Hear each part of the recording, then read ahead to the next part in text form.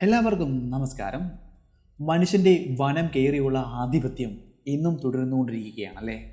അത് അവസാനിക്കുമോ എന്ന് നിങ്ങൾക്കോ എനിക്കോ പറയാനാകില്ല. ഒരുപക്ഷെ മനുഷ്യരാശി ഉള്ളിടത്തോളം കാലം അത് തുടർന്നുകൊണ്ടേയിരിക്കും. മണ്ണും കാടും എത്രമേൽ അവർക്ക് ചൂഷണം ചെയ്യുവാൻ സാധിക്കും അത്രമേൽ അവർ അത് ചെയ്തുകൊണ്ടിരിക്കും. അതിൻ്റെ ഫലമായി ആയിരിക്കാം വനമിറങ്ങി നാട്ടിലേക്ക് പല വന്യജീവികളും കടന്നു വന്നത്. ഒരു കാലത്ത് ആ പ്രദേശം മുഴുവൻ വനമായിരുന്നുവല്ലോ. വനത്തിലെ ഭക്ഷണത്തിൻ്റെ ലഭ്യതക്കുറവും മൂലം പലപ്പോഴും പല മൃഗങ്ങളും ഗ്രാമത്തിലേക്കും അടുത്തുള്ള വയലുകളിലേക്കും കൃഷിയിടങ്ങളിലേക്കും എത്താറുണ്ട്. അങ്ങനെ അവിടേക്ക് വിശപ്പകറ്റുവാൻ വരുന്ന മൃഗങ്ങളെ മനുഷ്യർ എന്ത് ക്രൂരമായിട്ടാണ് കൈകാര്യം ചെയ്യുന്നത്. മനുഷ്യനാദ്യം കാട് കയറുന്നു, മരങ്ങൾ വെട്ടുന്നു, പിന്നീട് അവിടെ വലിയ വേലികളും മതിലുകളും കെട്ടുന്നു. പിന്നെ ആ സ്ഥലം അവൻ്റേത് മാത്രമാണ്. അവിടേക്ക് ആർക്കും പ്രവേശനമില്ല. അവിടേക്ക് കടന്നു വരുന്ന മൃഗങ്ങളെ അവൻ ആട്ടിപ്പായിക്കുന്നു. അവനെ കൊണ്ട് ആകുന്നത് പോലെ അതിനെ ഉപദ്രവിക്കുന്നു, നോവിക്കുന്നു, വനത്തിലേക്ക് പറഞ്ഞയക്കുന്നു. അങ്ങനെ മലനിരകളും വനങ്ങളും താണ്ടി ഗ്രാമത്തിലെ കൃഷിയിടത്തിലേക്ക് എത്തിയ ഒരാനയെ അവിടുത്തെ ഗ്രാമീണർ അതുപോലെ ഉപദ്രവിക്കുന്നു. അങ്ങനെ ആ കാട്ടാന കൊലയാനയായി മാറിയ കഥയാണ് ഞാൻ ഇന്ന് പറയാൻ പോകുന്നത്. കൊടകരയിലെ കൊലയാന. ഒരുപാട് നാളുകൾക്ക് ശേഷമാണ് ആനമലത്തമ്പിയുടെ ഒരു കഥ നമ്മൾ വീണ്ടും ചെയ്യുവാൻ പോകുന്നത്. നമ്മൾ ഇന്ന് പറയുന്നത് ആനമലത്തമ്പിയുടെ മറ്റൊരു വേട്ടക്കഥയാണ്. ഒരു ആനവേട്ട കഥയാണ്.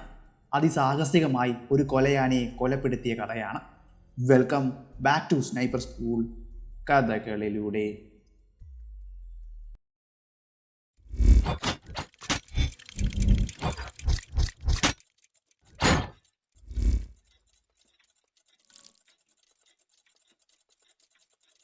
കർണാടകയിലെ നീലഗിരി മലനിരകളുടെ താഴ്വരയിലാണ് ബന്ദിപ്പൂർ വന്യജീവി സംരക്ഷണ കേന്ദ്രം സ്ഥിതി ചെയ്യുന്നത്.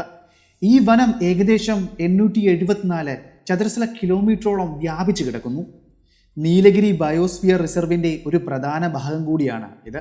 നാഗർഹോളെ, വയനാട്, മുതുമലൈ എന്നീ വനങ്ങളും ഇതിൽ ഉൾപ്പെട്ടതാണ്. മൈസൂരിലെ പണ്ടത്തെ രാജാക്കന്മാരുടെ സ്വകാര്യ വേട്ടയാടൽ കേന്ദ്രം കൂടിയായിരുന്നു ഇത്. ബന്ദിപ്പൂരിൻ്റെ വടക്ക് കബനി നദിയും തെക്ക് മോയാർ നദിയും അതിൻ്റെ ഹൃദയഭാഗത്തു കൂടി ഒഴുകുന്നത് നുഗു നദിയുമാണ്.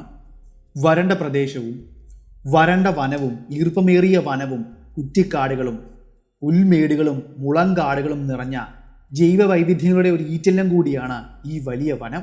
ധാരാളം മൃഗങ്ങളെ നിങ്ങൾക്ക് ഇവിടെ കാണുവാൻ സാധിക്കും. പുള്ളിമാനുകൾ, കേഴമാനുകൾ, കടുവകൾ, പുലികൾ, ആനകൾ, കാട്ടി, ചെന്നായ്ക്കൾ, പിന്നെ പലതരം പക്ഷികളും ഉരകങ്ങളും.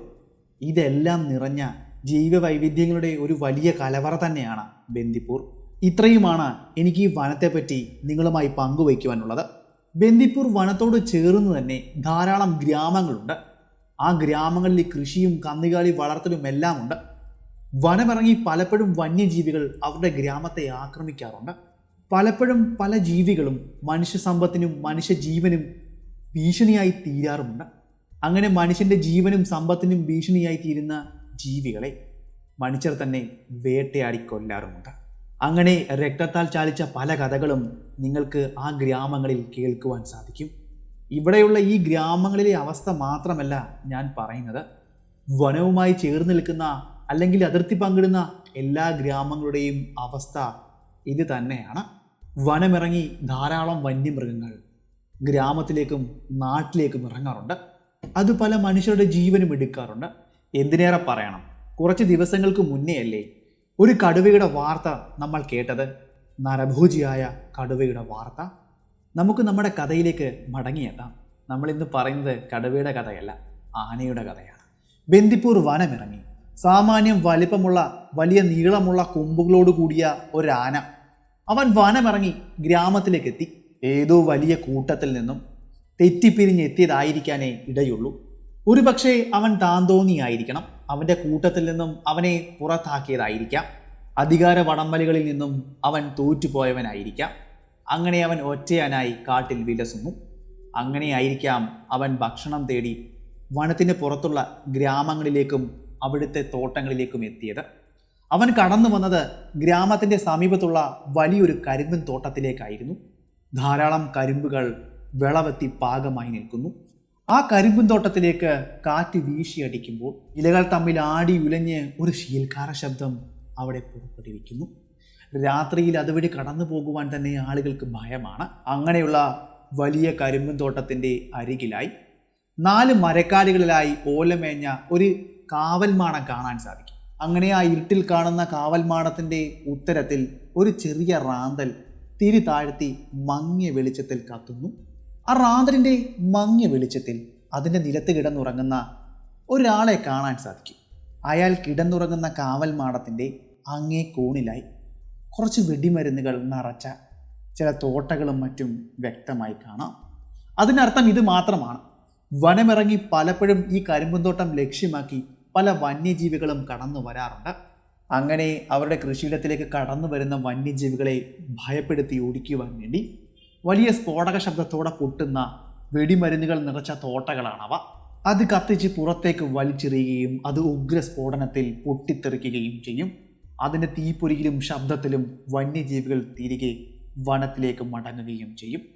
അങ്ങനെ ആ വലിയ കരിമ്പും തോട്ടത്തെ സംരക്ഷിച്ചു നിർത്തുവാൻ വേണ്ടിയാണ് കാവൽ മാടത്തിൽ അയാൾ കാവൽ നിൽക്കുന്നത്.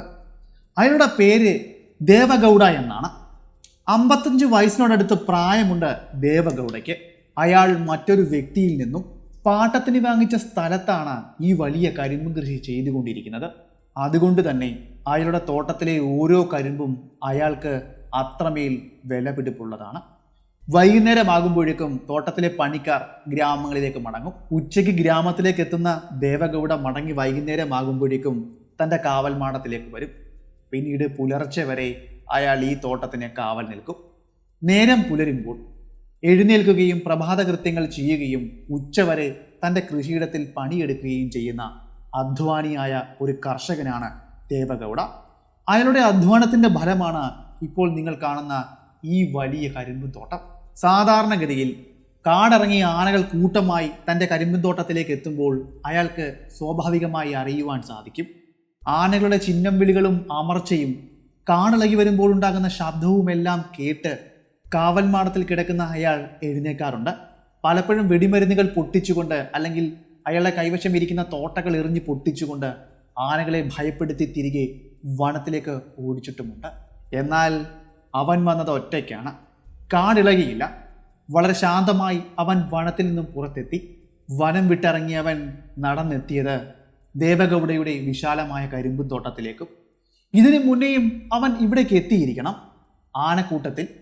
എന്നാൽ ഇന്ന് അവൻ ഇവിടേക്ക് എത്തിയിരിക്കുന്നത് ഒറ്റയ്ക്കാണ്. ആന കരിമ്പും കാട്ടിൽ കയറിയെന്ന് നിങ്ങൾ കേട്ടിട്ടില്ലേ? അതിനെ അനർത്ഥമാക്കുന്ന രീതിയിൽ തന്നെയായിരുന്നു ആന കരിമ്പും കാട്ടിൽ കയറിയപ്പോൾ ഉണ്ടായത്. കരിമ്പുകൾ വലിച്ചു പറിക്കുകയും എറിയുകയും പതിയെ മുരളുകയും ഭക്ഷിക്കുകയും ചെയ്തു. അങ്ങനെ പിഴുതെറിഞ്ഞ ഒരു കരിമ്പിൻ്റെ വലിയൊരു കഷ്ണം വന്ന് വീണത് നമ്മൾ മുന്നേ പറഞ്ഞ ദേവഗൗഡ കടന്നുറങ്ങിയിരുന്ന കാവൽമാടത്തിൻ്റെ മുകളിലേക്കാണ്. മേഞ്ഞ ഓലകൾ കീറുകയും നിലത്തേക്ക് ആ കരിമ്പ് വന്ന് കുത്തി നിൽക്കുകയും ചെയ്തു.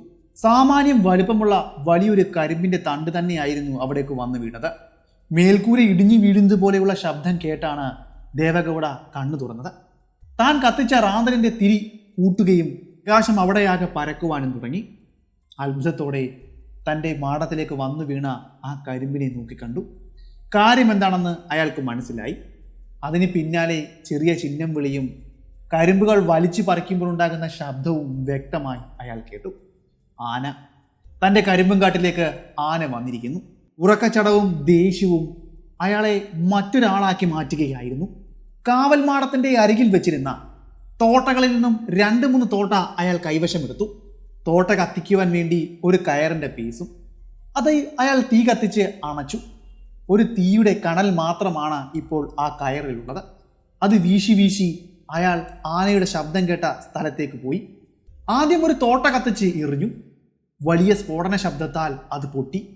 ആന ഉച്ചത്തിൽ ചിഹ്നം വിളിക്കുകയും അവൻ ആ കരിമ്പും കാട്ടിൽ നിന്നും തിരികെ വനത്തിലേക്ക് ഓടുകയും ചെയ്തു. കുറച്ചു ദൂരം വനം ലക്ഷ്യമാക്കി ഓടിയതിനു ശേഷം പോയ വേഗത്തിൽ അവൻ തിരികെ വീണ്ടും കരിമ്പും കാട്ടിലേക്ക് ഓടിക്കയറി. അത് വലിയ ഭീമമായ നഷ്ടമായിരുന്നു ആ കർഷകന് ഉണ്ടാക്കിയത്. ധാരാളം കരിമ്പുകൾ നശിപ്പിക്കപ്പെട്ടു. ആന ചവിട്ടി മെതിച്ചു. അവൻ മുന്നിലേക്ക് ഓടുകയാണ്. അവൻ ഓടുന്നത് എവിടേക്കാണെന്ന് പറഞ്ഞു കഴിഞ്ഞാൽ നമ്മൾ മുന്നേ പറഞ്ഞില്ലേ ഒരു കാവൽമാടം ഉണ്ടായിരുന്നു എന്ന് ആ കരിമ്പിൻ തോട്ടത്തിൻ്റെ അരികിൽ. ആ കരിമ്പിൻ തോട്ടത്തിൻ്റെ അവിടുത്തെ റാന്തലിൻ്റെ വെളിച്ചം കൂട്ടിയിരുന്നു. കരിമ്പുംകാടുകൾക്കിടയിലൂടെ അതിൻ്റെ വെട്ടം വ്യക്തമായി കാണാനും സാധിക്കുമായിരുന്നു. ആ കാവൽമാടം ലക്ഷ്യമാക്കിയാണ് ഇപ്പോൾ ആന ചാർജ് ചെയ്ത് ഓടുന്നത്. തന്നെ കണ്ടില്ല എന്ന് അയാൾക്ക് മനസ്സിലായി. അടുത്ത തോട്ടയും കത്തിച്ചു. ഓടി വരുന്ന ആനയുടെ നേരെ ആ തോട്ട വലിച്ചെറിഞ്ഞു.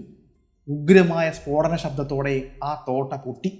അതിനു പുറമെ അതിനേക്കാൾ വലിയ ഉച്ചത്തിൽ ആനയുടെ നിലവിളിയും.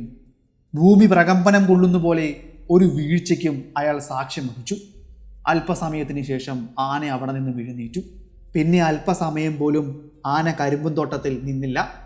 അവൻ വളരെ വേഗം തന്നെ ദേവഗൗഡയുടെ ആ വിശാലമായ കരിമ്പുംതോട്ടത്തിൽ നിന്നും അരികിലുള്ള വനത്തിലേക്ക് പോയി മറഞ്ഞു. അല്പസമയം കൂടി ദേവഗൗഡ ആനയ്ക്ക് വേണ്ടി കാത്തിരുന്നു. എന്നാൽ പിന്നീട് ആന അവിടേക്ക് മടങ്ങിയെത്തിയില്ല. ആനയുടെ ചിഹ്നം വിളി ദൂരേക്ക് അകന്നു പോകുന്നത് അയാൾ വ്യക്തമായി തന്നെ കേട്ടു. ആനയ്ക്ക് നല്ല പോലെ മാരകമായ രീതിയിൽ തന്നെ തൻ്റെ തോട്ടമയിൽ നിന്നും പരിക്ക് പറ്റിയിരിക്കുന്നു. അയാൾക്ക് മനസ്സിലായി. നേരം പുലരുന്നതിന് വേണ്ടി അയാൾ കാത്തിരുന്നു. നേരം പുലർന്ന ശേഷം സംഭവം നടന്ന സ്ഥലത്തേക്ക് എത്തി. ധാരാളം കരിമ്പുകളാണ് ആന നശിപ്പിച്ചിരുന്നത്. തലേന്ന് രാത്രിയിൽ അവൻ ചാർജ് ചെയ്തു പോയത് കാവൽമാടം തന്നെയാണെന്ന് അയാൾ ഉറപ്പിച്ചു. ആന വന്ന് വീണതിൻ്റെയും തോട്ട പൊട്ടിയതിൻ്റെയും അടയാളങ്ങൾ വളരെ വ്യക്തമായി തന്നെ കാണാമായിരുന്നു. തോട്ട വന്ന് വീണ് പൊട്ടിയ ഭാഗത്തെ കരിമ്പുകൾ ചിന്നിച്ചിതറിയിരിക്കുന്നു, കത്തിപ്പോയിരിക്കുന്നു. ആന മറിഞ്ഞു വീണ ഭാഗത്തെ കരിമ്പുകൾ മുഴുവൻ നശിക്കപ്പെട്ടു, ചതഞ്ഞ് അരയ്ക്കപ്പെട്ടു. അവിടങ്ങളിലെല്ലാം രക്തത്തിൻ്റെ പാടുകളും അയാൾക്ക് കാണുവാൻ സാധിച്ചു. എന്താണ് ഉണ്ടായതെന്ന് അയാൾക്ക് മനസ്സിലായില്ല. പക്ഷേ അയാൾക്കൊരു കാര്യം ബോധ്യപ്പെട്ടു. തൻ്റെ തോട്ട പൊട്ടിയ ആനയ്ക്ക് മാരകമായ രീതിയിൽ തന്നെ പരിക്ക് പറ്റിയിരിക്കുന്നു. അവൻ്റെ ആ വലിയ അലർച്ച അതിനൊരു ഉദാഹരണമാണ്. ഈ വീഴ്ചയും ഇത് ആനയ്ക്ക് ഒരു പാഠവുമാണ്. ദേവഗൗഡയുടെ തോട്ടത്തിലേക്ക് വന്നു കഴിഞ്ഞാൽ ഇനി എന്താണ് ഉണ്ടാകാൻ പോകുന്നതെന്ന് ഇപ്പോൾ ആ കൊമ്പന് മനസ്സിലായി കാണും. അവനിനിയും ജീവനുള്ളിടത്തോളം കാലം എൻ്റെ തോട്ടത്തിലേക്ക് പ്രവേശിക്കുവാൻ ഭയപ്പെടും. ഈ വിശ്വാസമായിരുന്നു ദേവഗൗഡയ്ക്ക് ഉണ്ടായിരുന്നത്. ആ വിശ്വാസത്തിന്മേലായിരുന്നു അയാൾ വീണ്ടും മുന്നിലേക്ക് പോയതും. പിന്നെ കൂടുതൽ സമയം അവിടെ നിൽക്കുവാൻ അയാൾ തയ്യാറായില്ല. അയാൾ നേരെ തൻ്റെ ഗ്രാമത്തിലേക്ക് പോവുകയും പ്രഭാത കൃത്യങ്ങൾ ചെയ്തതിന് ശേഷം 8 മണി 9 മണി ആയതോടെ അയാൾ വീണ്ടും തിരികെ കൃഷിയിടത്തിലേക്ക് വരികയും അയാളുടെ തൊഴിലാളികൾക്കൊപ്പം നിന്നുകൊണ്ട് തന്നെ നശിപ്പിക്കപ്പെട്ട ആ കരിമ്പുകൾ വെട്ടിമാറ്റുകയും അവിടെ വൃത്തിയാക്കുകയും ചെയ്തു. ഇനിയും ഏകദേശം 2-3 മാസം കൂടി കഴിഞ്ഞെങ്കിൽ മാത്രമേ കരിമ്പുകൾ വെട്ടുവാൻ വേണ്ടിയുള്ള പ്രത്യേക സംഘം തൻ്റെ ഗ്രാമത്തിലേക്കും തോട്ടത്തിലേക്കും വരികയുള്ളൂ. അവർക്ക് വേണ്ടിയുള്ള കാത്തിരിപ്പാണ് ഇനിയും. അന്നത്തെ രാത്രിയും പതിവ് പോലെ തന്നെ കടന്നുപോയി. തലേന്ന് നടന്ന സംഭവമായിരുന്നു ദേവഗൗഡയുടെ മനസ്സിൽ അപ്പോഴും നിന്നത്. താൻ ചെയ്ത ധീരമായ പ്രവൃത്തി, തൻ്റെ ധീരമായ പ്രവൃത്തി കൊണ്ട് മാത്രമാണ് ഇപ്പോൾ ഈ കരിമ്പുംതോട്ടം നിന്നു പോകുന്നത്. അയാൾ പലപ്പോഴും അത് ഓർത്ത് സന്തോഷിച്ചു. എന്നാൽ അയാൾ അറിഞ്ഞിരുന്നില്ല തൻ്റെ ആ പ്രവൃത്തി മൂലം അവിടെ സൃഷ്ടിക്കപ്പെട്ടത് ഒരു ചെകുത്താനായിരുന്നുവെന്ന്. അത് മനസ്സിലാക്കുവാൻ ദേവഗൗഡയ്ക്ക് ഏകദേശം 2 ആഴ്ചകൾ കൂടി കാത്തിരിക്കേണ്ടതായിരുന്നു. 2 ആഴ്ചകൾ കൂടി. തോട്ട പൊട്ടിയപ്പോൾ ആനയുടെ മുൻകാലുകളിൽ പൊള്ളലുകൾ ഏറ്റിരുന്നു. ധാരാളം മുറിവുകളും സംഭവിച്ചിരുന്നു.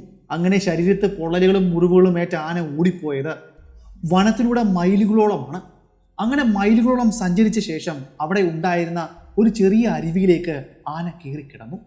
വേദനയിൽ നിന്നും തനിക്കുണ്ടായ ആ വേദനയിൽ നിന്നും മുക്തമാകുവാൻ വേണ്ടിയാണ് ആന വെള്ളത്തിലിറങ്ങി അങ്ങനെ കിടന്നത്. മുറിവിലേക്ക് വെള്ളം വന്ന് കയറുമ്പോൾ അല്പം ആശ്വാസം അവന് കിട്ടുമായിരിക്കാം. അങ്ങനെ ദിവസങ്ങളോളം ആ വെള്ളത്തിൽ അവൻ അങ്ങനെ നിന്നു, തൻ്റെ വേദനയ്ക്ക് ആശ്വാസം ഉണ്ടാക്കുവാൻ. അങ്ങനെ ഓരോ ദിവസങ്ങൾ കഴിയും തോറും മനുഷ്യരോടുള്ള പക അവനെ കൂടിക്കൂടി വരികയായിരിക്കാം ചെയ്തത്. ദേവഗൗഡ ആനയെ തുരത്തിയ ഈ സംഭവം ഗ്രാമത്തിലുള്ളവരോടും അയാൾ പറഞ്ഞിരുന്നു. അയാളുടെ വലിയ ധീരമായ കൃത്യമായിട്ടാണ് ആളുകൾ അതിനെ കണ്ടത്. തൻ്റെ കൂടെ വന്ന തൊഴിലാളികൾ സാക്ഷ്യവും പറഞ്ഞിരുന്നു.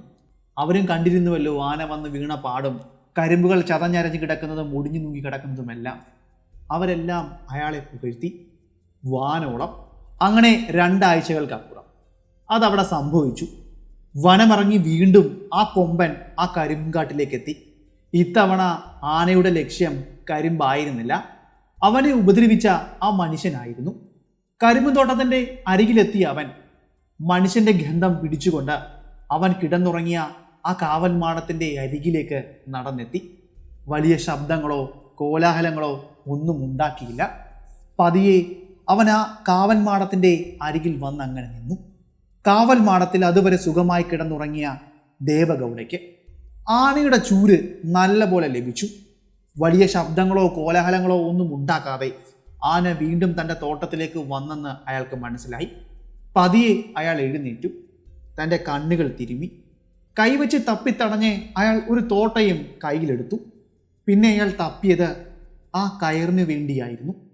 അങ്ങനെ ആ കയറും എടുത്ത് കയ്യിൽ പിടിച്ചപ്പോഴാണ് തൻ്റെ കാവൽമാടത്തിൻ്റെ മുന്നിലായി എന്തോ വലിയൊരു കറുത്ത രൂപം നിൽക്കുന്നത് അയാൾ കണ്ടത്. അവിടെ കത്തിച്ച റാന്തലിൻ്റെ മങ്ങിയ വെളിച്ചത്തിൽ അതിൻ്റെ നീണ്ട വെളുത്ത കൊമ്പുകൾ കൂടി കണ്ടപ്പോൾ അത് ആനയാണെന്ന് അയാൾക്ക് ബോധ്യപ്പെട്ടു. കയറിൽ തീ കൊളുത്തി കനലുണ്ടാക്കാൻ സമയം കിട്ടിയില്ല. തൻ്റെ കൈവശമുണ്ടായിരുന്ന ആ തോട്ട കത്തിച്ച് അതിന് നേരെ എറിയുവാനും സാവകാശം അയാൾക്കുണ്ടായില്ല. എങ്കിലും കത്തിക്കാത്ത തോട്ട ആനയ്ക്ക് മേൽ വലിച്ചെറിഞ്ഞു. മറ്റൊന്നും ചെയ്യുവാൻ അയാൾക്കുണ്ടായിരുന്നില്ല. ബാക്കിയെല്ലാം ചെയ്തത് ആനയായിരുന്നു. കാവൽമാടത്തിൽ കിടന്നിരുന്ന അയാളെ ആന കാലിൽ വാരി തൂക്കിയെടുത്തു. ചുഴറ്റി ഏറുമാടത്തിൻ്റെ മുകളിലേക്ക് അടിച്ചു. അടിച്ച ശേഷം ഏറുമാടത്തിൻ്റെ പുറത്തേക്ക് അയാളെ വലിച്ചെറിഞ്ഞു, ആ കരിമ്പും തോട്ടത്തിലേക്ക്. ഏറുമാടം നിലത്തേക്ക് നിലം പതിക്കുകയും റാന്തലിൻ്റെ ചില്ലുകൾ പൊട്ടുകയും പതിയെ ഏറുമാടത്തിൻ്റെ ആ ഓലകളിലേക്ക് തീ പടരുകയും ചെയ്തു. ദൂരേക്ക് വലിച്ചെറിഞ്ഞ ആ കരിമ്പും കാട്ടിലേക്ക് വലിച്ചെറിഞ്ഞ അയാളുടെ അരികിലേക്ക് വീണ്ടും ആ രാക്ഷസൻ ചാർജ് ചെയ്തു പോയി. അവൻ പോകുന്ന ഭാഗം അത്രയും അവൻ അമ്പാടും നശിപ്പിച്ചു. കരിമ്പൻകാട്ടിൻ്റെ ഏകദേശം ദൂരേക്ക് തെറിച്ചു വീണ അയാൾക്കരികിലേക്ക് ദേവഗൗഡയുടെ അരികിലേക്ക് ആന ചെന്നു. ദേവഗൗഡയ്ക്ക് അനക്കമൊന്നും ഉണ്ടായിരുന്നില്ല. ആദ്യ വീശിയ അടിയിൽ തന്നെ ദേവഗൗഡ പരലോകം പ്രാപിച്ചിരുന്നു. ചത്തുകിടന്ന ദേവഗൗഡയുടെ തലയിലേക്കായിരിക്കാം അവൻ്റെ തൂണുപോലെയുള്ള ഉറച്ച കാലുകൾ വെച്ച് അമർത്തിയത്. തലയും തലയോടും മാംസവും മണ്ണും തമ്മിൽ ചേർന്നു. അപ്പോഴേക്കും വലിയ ഉഗ്രമായ സ്ഫോടനത്തോടെ ആ കാവൽമാടം പൊട്ടിത്തെറിച്ചു. അന്തരീക്ഷത്തിൽ വലിയൊരു തീഗോളം ഉണ്ടായി. അത് കണ്ട് ഭയന്നുകൊണ്ട് വീണ്ടും ആന കരിമ്പൻ തോട്ടത്തിലൂടെ ആ വലിയ വനത്തിലേക്ക് ഓടിമറഞ്ഞു. വലിയ ഉഗ്രമായ സ്ഫോടനം ഇതിനു മുന്നേ ആ ഗ്രാമത്തിലെ ആരും തന്നെ കേട്ടിരുന്നില്ല. വലിയ സ്ഫോടനത്തിൽ ആ ഗ്രാമം ഒന്ന് കിടുങ്ങിയെന്ന് തന്നെ പറയാം. ആളുകൾ തീപ്പന്തം കത്തിച്ചു വെച്ചുകൊണ്ട് സംഭവം സ്ഥലത്തേക്ക് ഓടിയെത്തിയപ്പോഴേക്കും പലയിടങ്ങളിലായി നിന്ന് കത്തുന്ന കാവൽമാടമാണ് അവർ കണ്ടത്.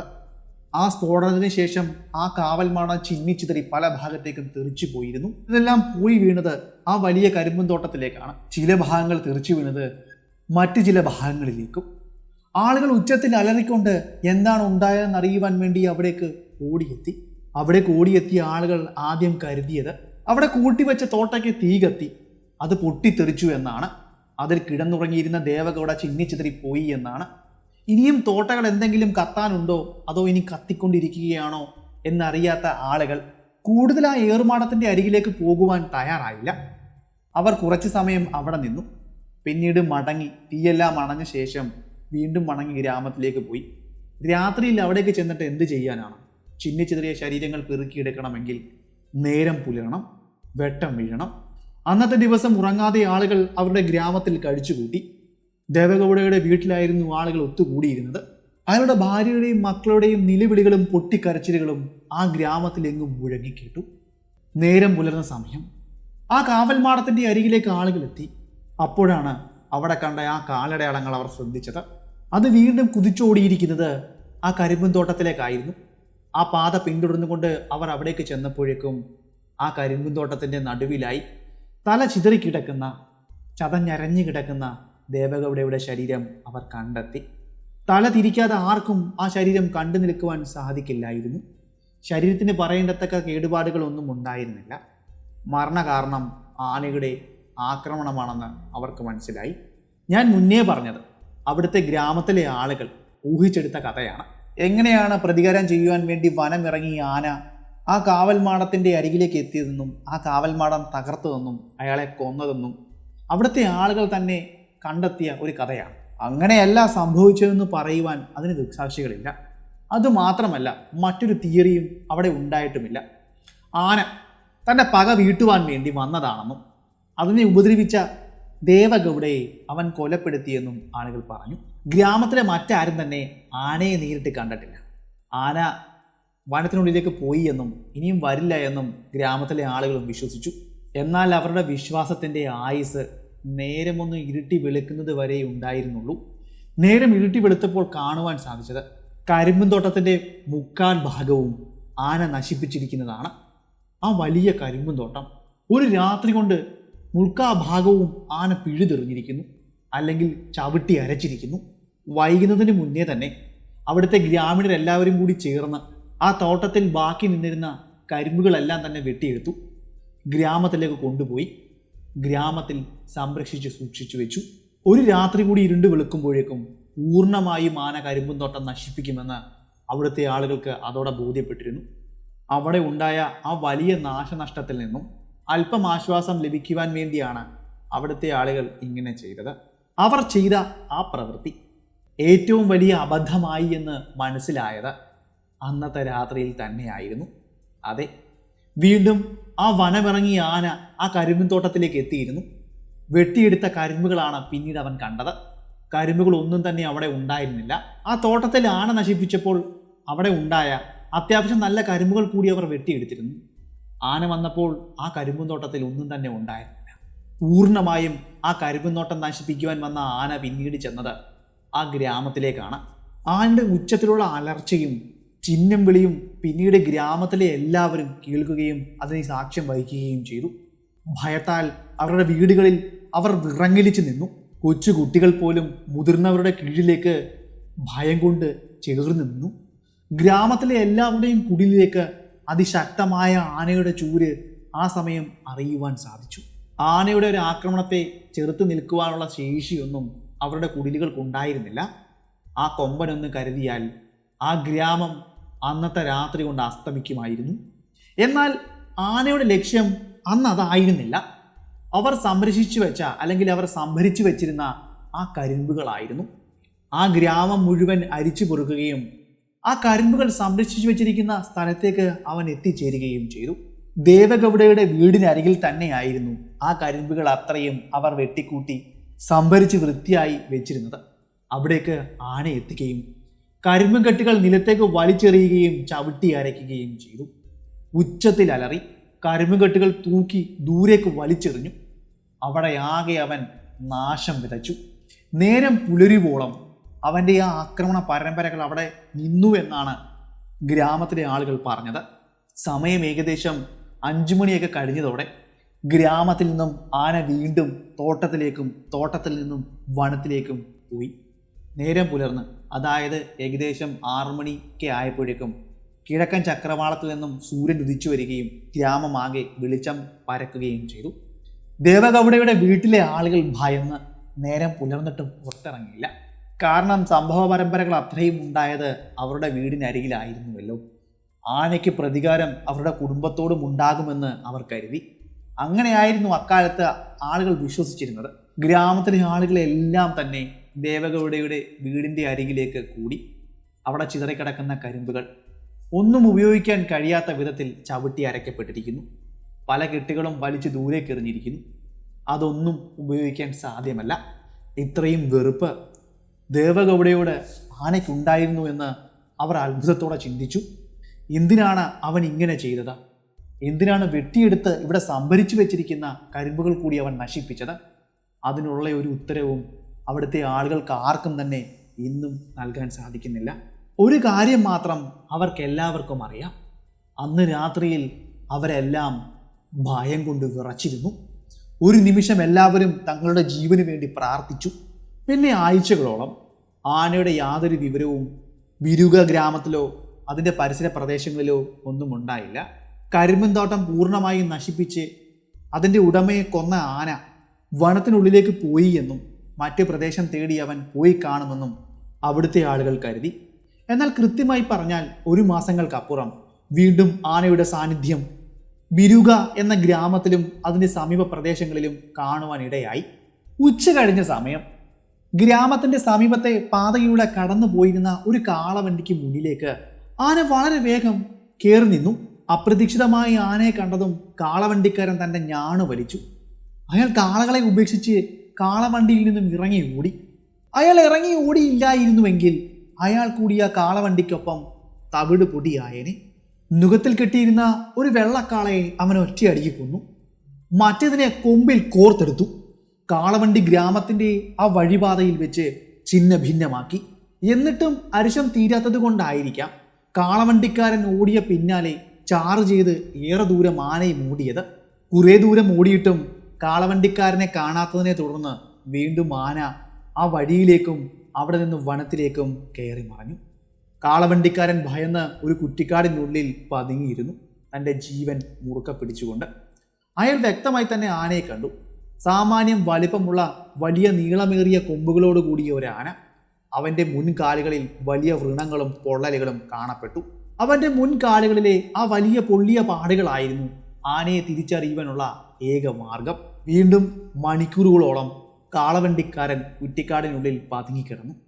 പിന്നെ ധൈര്യം സംഭരിച്ചുകൊണ്ട് എങ്ങനെയൊക്കെയോ അയാൾ ഓടി ബിരൂക എന്ന ഗ്രാമത്തിലേക്ക് എത്തുകയും അവിടുത്തെ ആളുകളോട് നടന്ന സംഭവം പറയുകയും ചെയ്തു. അവിടുത്തെ ഗ്രാമീണർക്ക് സംഭവം മനസ്സിലായി. കാലിൽ പൊള്ളലേറ്റ ആനയെന്ന് പറഞ്ഞപ്പോൾ തന്നെ ആനയെ അവർക്ക് പിടികിട്ടി. അതോടെ ഗ്രാമത്തിലെ ആളുകൾക്ക് ഭയവുമേറി. അവൻ വീണ്ടും മടങ്ങി എത്തിയോ എന്ന ചിന്തകളായിരുന്നു അവരെ അലട്ടിയത്.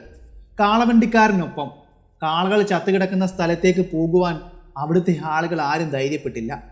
കാരണം എന്താണെന്ന് പറയേണ്ട കാര്യമില്ലോ, ആ കരിമ്പും കെട്ടുകളുടെ കാര്യമാണ് അതിന് കാരണം. കാളവണ്ടിക്കാരൻ അയാളെ സഹായിക്കണമെന്നും തൻ്റെ കാളകൾക്കരികിലേക്ക് വരണമെന്നും അവിടുത്തെ ഗ്രാമീണരോട് പറഞ്ഞു. തൻ്റെ സാധനങ്ങളും സാമഗ്രികളും എല്ലാം ആ കാളവണ്ടിയിൽ ഉണ്ടെന്നും അതെല്ലാം വീണ്ടെടുക്കണമെന്നും എന്നെ ഒന്ന് സഹായിക്കണമേ എന്നെല്ലാം ഗ്രാമത്തിലെ ആളുകളോട് അയാൾ പറഞ്ഞു. എന്നാൽ ആരും ചെവിക്കൊണ്ടില്ല. അതിലെ ഒരു ഗ്രാമീണൻ അയാളോട് പറഞ്ഞു, നല്ലത് നിങ്ങളത് ഉപേക്ഷിച്ച് പോകുന്നതാണ്. നീ അതെടുക്കുവാൻ വേണ്ടി അവിടേക്ക് തിരികെ പോകണ്ട. ഒരു പക്ഷേ അവിടെ എവിടെയെങ്കിലും അവൻ മറഞ്ഞിരിക്കും. ഉറപ്പാണ്, നിങ്ങൾ എടുക്കുവാൻ ചെല്ലുമ്പോൾ നിങ്ങളെ അവൻ കൊല്ലും. കാളവണ്ടിക്കാരൻ തികഞ്ഞ പുച്ഛത്തോടെ ആ ഗ്രാമത്തിലെ ആളുകളെ നോക്കി, നിങ്ങൾ ഭീരുക്കളാണ്, ഞാൻ എന്നെ ഒന്ന് സഹായിക്കണമേ എന്നാണ് നിങ്ങളോട് പറഞ്ഞത്. വലിയ ധൈര്യശാലി വന്നേക്കുന്നു. നിനക്ക് അത്രയ്ക്ക് ധൈര്യമാണെങ്കിൽ നീ അങ്ങ് പോയി എടുക്ക്, എന്തിനാ പിന്നെ ഞങ്ങളെ വിളിക്കുന്നത്? ഗ്രാമത്തിലെ ഒരാൾ അയാളോട് ചൂടായി സംസാരിച്ചു. നിനക്ക് വേണമെങ്കിൽ ഇന്നത്തെ രാത്രിയിൽ ഇവിടെ കഴിയാനുള്ള എല്ലാ സംവിധാനങ്ങളും ഞങ്ങൾ ചെയ്തു തരാം. നാളെ രാവിലെ നിന്നെയും കൊണ്ട് ഫോറസ്റ്റ് ഉദ്യോഗസ്ഥരുടെ അരികിലേക്ക് പോകുകയും ചെയ്യാം. അവർക്ക് മാത്രമേ എന്തെങ്കിലും ചെയ്യുവാൻ സാധിക്കുകയുള്ളൂ. ഇതിന് മുന്നേ ഇവിടെ ഉണ്ടായ സംഭവങ്ങൾ കൊണ്ട് ഞങ്ങൾക്ക് എല്ലാം മതിയായതാണ്. ഇനിയും ഈ ഗ്രാമത്തെ ഒരു വലിയ അപകടത്തിലേക്ക് തള്ളിവിടുവാൻ ഞങ്ങൾ തയ്യാറല്ല. ആ കാളവണ്ടിക്കാരന് നല്ലപോലെ മനസ്സിലായി ഗ്രാമത്തിലെ ആരും തന്നെ സഹായിക്കില്ല എന്ന്. വീണ്ടും മണിക്കൂറുകൾ കഴിഞ്ഞപ്പോൾ ഏകദേശം 4 മണി ആയതോടെ ഇനിയും ആന അവിടേക്ക് മടങ്ങി വരില്ല എന്ന് കരുതി ആ കാളവണ്ടിക്കാരൻ തൻ്റെ കാളകളെ കൊന്നിട്ടിരിക്കുന്ന സ്ഥലത്തേക്ക് പോയി. ഗ്രാമത്തിലൂടെ കടന്നു പോകുന്ന ആ പാതയിലൂടെ ഏകദേശം 2 മൈലുകളോളം സഞ്ചരിച്ചെങ്കിൽ മാത്രമേ സംഭവം നടന്ന സ്ഥലത്തേക്ക് എത്തിച്ചേരുകയുള്ളൂ. എങ്ങനെയൊക്കെയോ ആ കാളവണ്ടിക്കാരൻ തൻ്റെ കാളകളുടെ അരികിലേക്ക് എത്തി.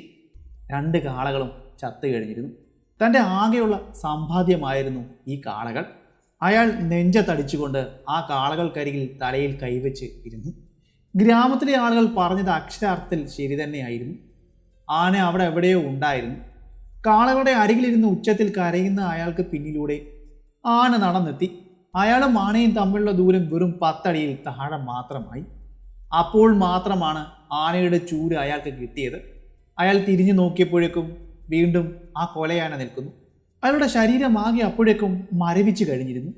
അയാൾക്ക് ഓടുവാനോ ഉച്ചത്തിൽ അലറുവാനോ കഴിഞ്ഞില്ല. ആന അയാൾക്ക് നേരെ ചാർജ് ചെയ്തു വരികയും എന്ത് ചെയ്യണമെന്നറിയാതെ അവിടെ പതറിയിരുന്ന അയാളെ തുമ്പിക്കൈ കൊണ്ട് അടിക്കുകയും ചെയ്തു. ആദ്യ അടിയിൽ തന്നെ അയാളുടെ പെടലി ഒടിഞ്ഞു, തല വന്ന് നിലത്തടിച്ചു. അയാളുടെ ബോധം അപ്പോഴേക്കും പോയിരിക്കണം.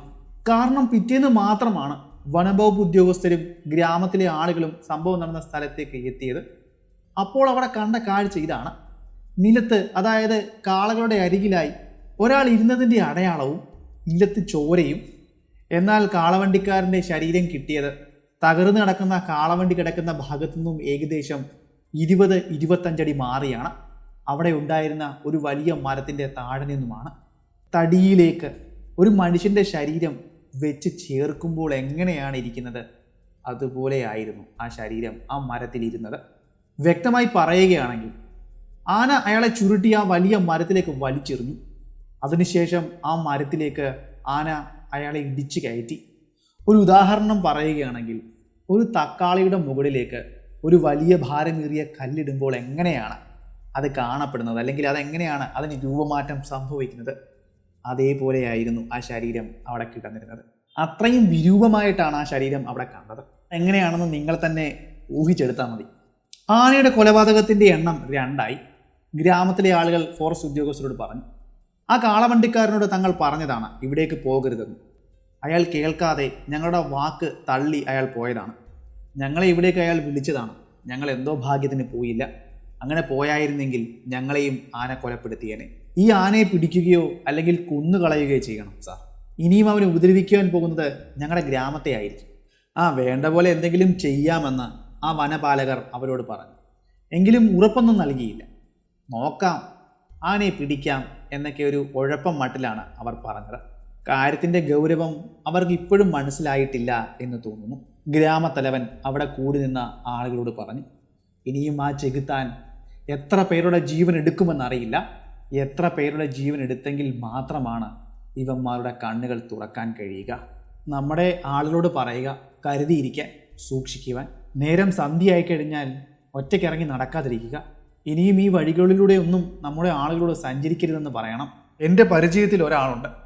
അയാളുടെ കൈവശം ഒരു ആനയുണ്ട്. കാട്ടിലെ കിടങ്ങുകളിലേക്ക് വീഴുന്ന ആനകളെ വലിച്ചു കയറ്റുവാനും അവയെ ചട്ടം പഠിപ്പിക്കുവാനും വലിച്ചുകൊണ്ട് കൂട്ടിലേക്ക് കൊണ്ടുപോകുവാനും ഉപയോഗിക്കുന്ന ഒരു ആനയുണ്ട് അയാൾക്ക്.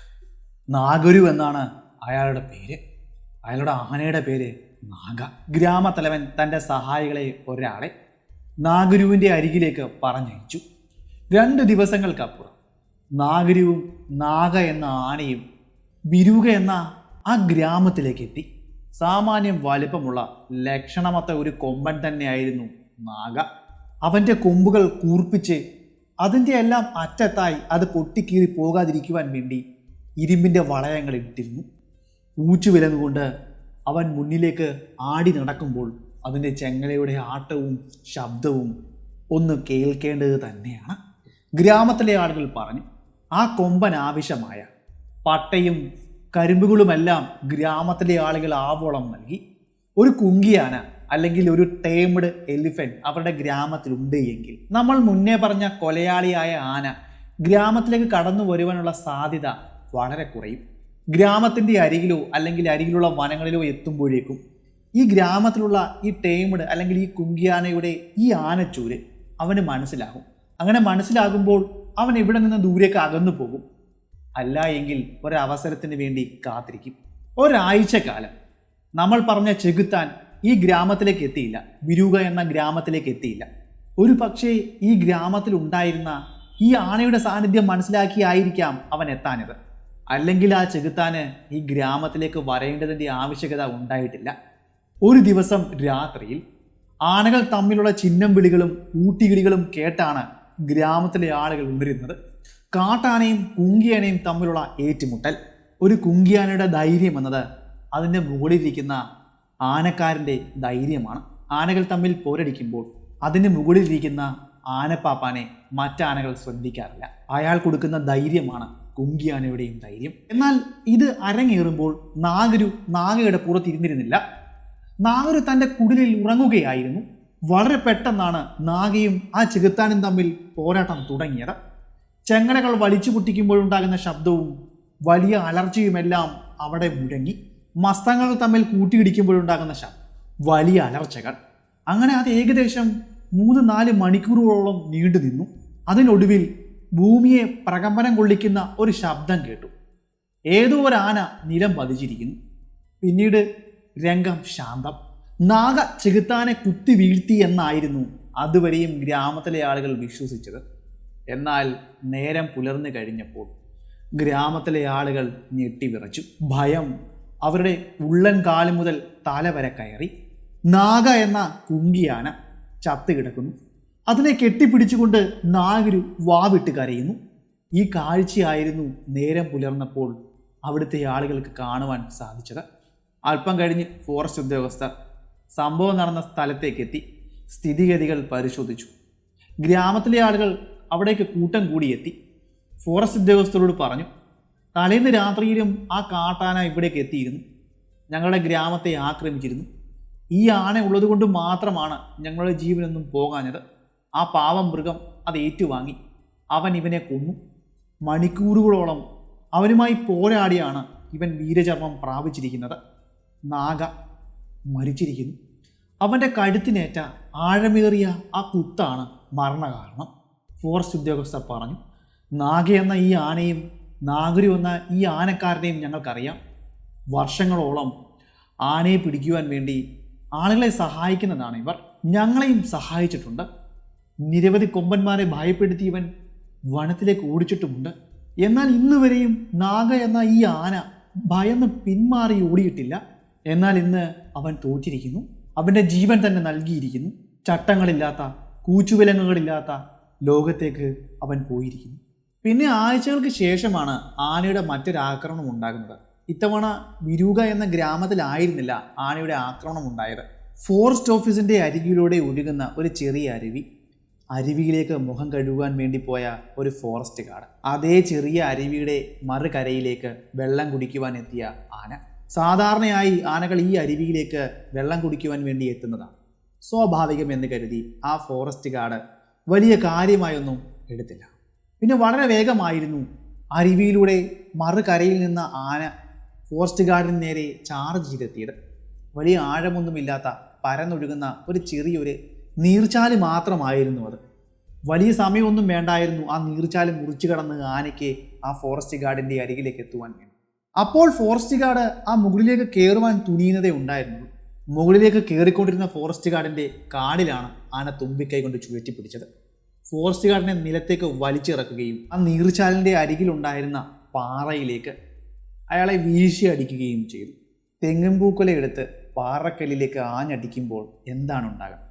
അത് തന്നെയാണ് അവിടെ ഉണ്ടായത്. ചിന്നി ചിതറിപ്പോയി. രക്തം, കാലുകൾ, മാംസം എല്ലാം ചിതറിപ്പോയി. ബാക്കിയെടുത്ത് ആന വീശി ആ നീർച്ചാലിലേക്ക് നിറഞ്ഞു. ഇതവിടെ നടക്കുമ്പോൾ ഫോറസ്റ്റ് ഓഫീസിൽ ആരും ഉണ്ടായിരുന്നില്ല. എല്ലാവരും പുറത്തായിരുന്നു. ഇയാൾ മാത്രമായിരുന്നു ഫോറസ്റ്റ് ഓഫീസിൽ ഉണ്ടായിരുന്നത്.